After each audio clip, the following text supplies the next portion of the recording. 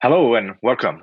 I'm Olivier Bernard, Director of High Performance IoT, and I'm Grant Likely. I am Senior Technical Director and Software Architect at ARM. in this technical session at DevSummit, you will gain an understanding of ARM SystemReady-IR, the problem it solves, the value proposition it offers, and the software it enables. Our session will provide an overview of SystemReady as one of the pillars to Project Cassini, and an overview of SystemReady coverage within the IoT ecosystem.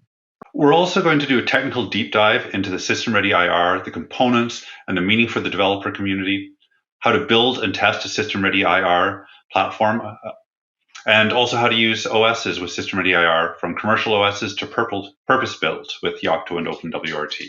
And with this, we will finish with a path to joining the program, as well as an insight on how the program is going to evolve over the next 12 months.